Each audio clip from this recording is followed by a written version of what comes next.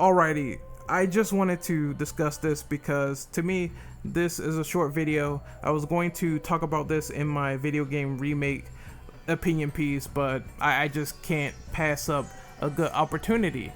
Let's get right into the topic at hand.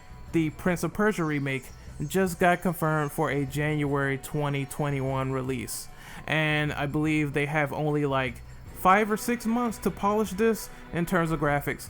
The internet, as it usually is, they're in an uproar about the graphics, saying that it looks like the worst game of all time, etc. Not realizing that it said pre-alpha at the bottom. Now look, I know a lot of people will think I am defending this game, but let me make clear for you guys, I always said that Ubisoft has been middle of the road. They've been love it or hate it. They always been like that. I've been a Siege player. I played that game for literally 300, 400 hours. I know how Ubisoft is. I know how Ubisoft games operate. Sometimes they can be buggy, shitty, etc. Other times they can make good decisions here or there. It depends on the game. I played Watch Dogs 2. I actually enjoyed it. I like Watch Dogs 2, and I enjoyed some of the stuff they were doing with early year 1, year 2 Siege. However, that being said, I am morbidly curious about this game because if you guys aren't well aware, I love Prince of Persia. I played Sands of Time for the channel, reviewed it, loved it. I thought it was a terrific game, and I'm really kind of looking forward to seeing what they do. At the same time, I'm like, how is the performance going to be? How is the gameplay going to be? Gameplay is paramount to me first and foremost. Is gameplay, story, graphics. That's how it goes. It's the top 3, and you notice number 1 will always be the gameplay. I think if we take a road trip, this situation sounds very similar, mighty similar, maybe a little bit too familiar, because we had a situation like this that happened months ago when they revealed the gameplay for Halo Infinite. Everything else to me looked really great outside of the graphics. Thus, the general argument that people made was that the game was going to suffer or be garbage because of it. Now, they did delay Halo Infinite to put it up to snuff, so the developers knew that they had to fix the game a little bit more before even remotely shipping that out at launch. I get it. However, I can't say a game is trash just based on the graphics. That's a little bit too much. That's a little bit too stretching it.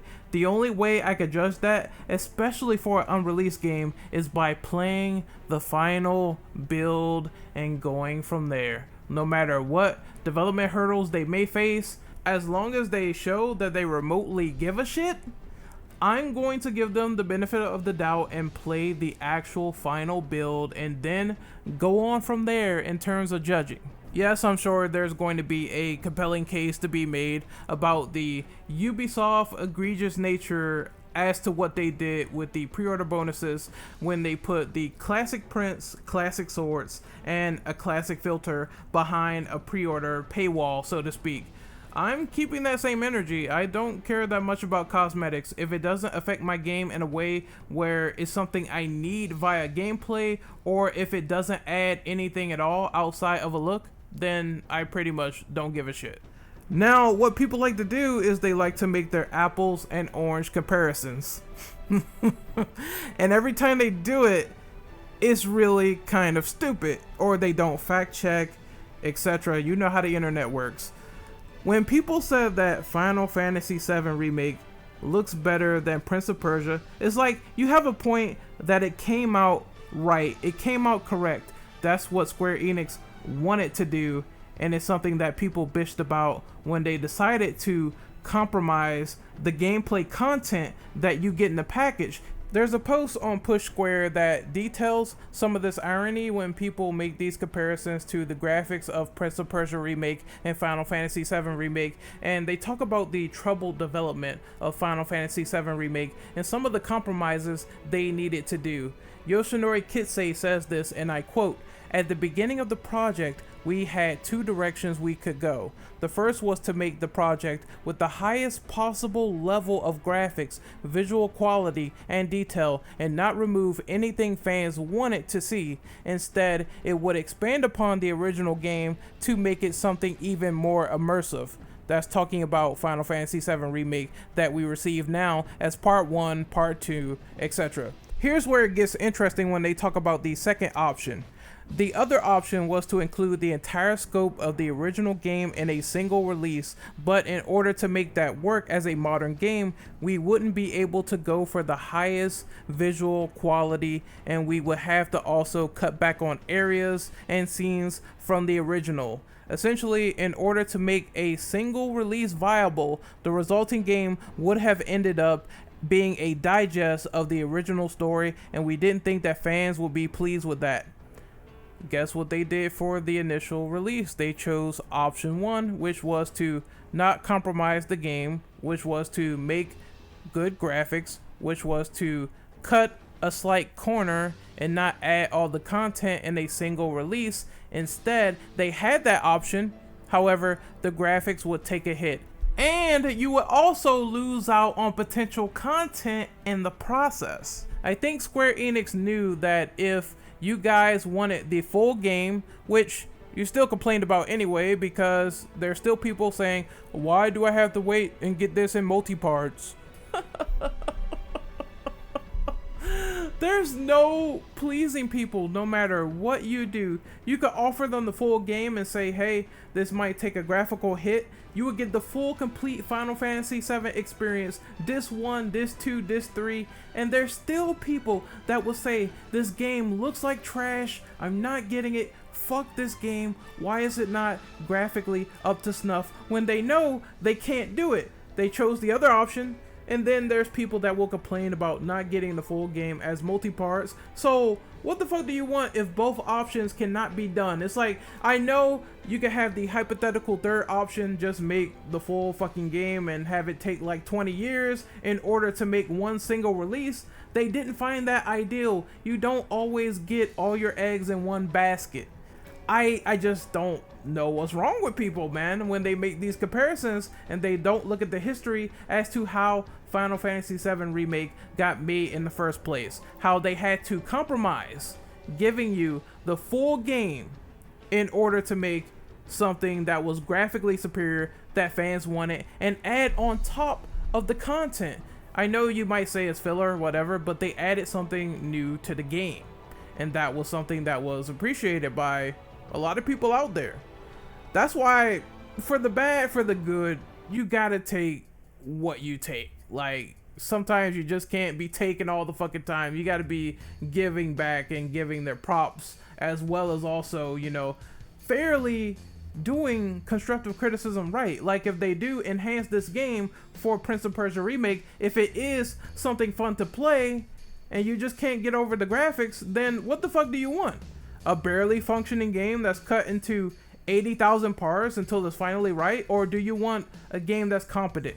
Do you want a game that works? That's why I said the top 3 for me, gameplay first. That's paramount. Then story. Story got to be there because, you know, whether you like it or not, whether it's engrossing, it has to have some sort of plot to make me care about some of the stuff going on or make me actually resonate with what the characters are doing on screen. And then the graphics. I think graphics really matter for me the most in terms of putting the performance over, because I don't want a game that plays at like 15 FPS. That's what I don't want. If it's competent, if it's stable, that's all I care about, you know? Again, I'm not petty on graphics. I'm not unappreciative at all. If they deliver their promises and if this is good, I'll pick it up. I have no cut cards on a good game.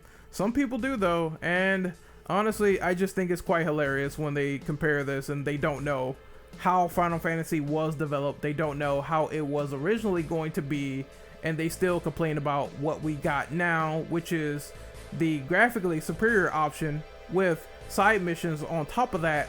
That's absolutely new. However, it's like, well, I didn't get my full experience and I got ripped off, and They should have went with the other option, even though I probably would have complained about it still, because it's Final Fantasy in full. It's Final Fantasy VII in full. I just didn't get the graphics I wanted. It's not a AAA game. Like what the fuck is that, dude? Like, that's funny as shit. It's like, you know, pick one. Pick a fucking, make up your mind, dude. How about, like, holy shit, like, people cannot make up their mind when there's some compromises on the table. It's like, for me personally, I would rather have the full fucking game. I don't care how it looks. It could look like a PS2 game, for real. If it's still Final Fantasy in full, and if they gave me all that, completely redone, remade, all that shit, new voices, and then they presented this and it took a graphical hit, I wouldn't say it's trash. I would just say, hey, the graphics aren't that great. Performance, you know, that's got to be good. That's got to be at least decent. However, I got the full Final Fantasy VII experience. Even if it looked like a PS3 game, I'd be okay with that. I'd be fine with that. I guess some people just like rock differently, and I'm so confused by that, and I don't understand it sometimes. Like, make up your mind sometimes. Like, damn, like, that shit's so funny to me, dog. Like, holy shit. The Resident Evil, like, comparisons as well to this game graphically, that's also hilarious. Resident Evil 2 looks good, plays good. Resident Evil 3 looks good, plays good. They cut a corner with the content, and everybody got so mad at that. It's like, if it's not one branch to complain about, it's definitely another. And if they gave you option A or option B, what will you pick? What will you choose? Would you choose the graphics, or would you choose the actual content of the game not being compromised? For me, it's option B, always. I don't mind when they do new things. I don't mind when they take liberties. If you gave me the choice, however, I will choose option B, because I would want the full remake intact with some competent frame rate. That's it. I don't care about upper echelon graphics. I care about upper echelon content. But that's my little rant done. You know, people gonna do what they want. I'm gonna do what I want, and I'm gonna just be like, you know, I don't agree. I'm sorry.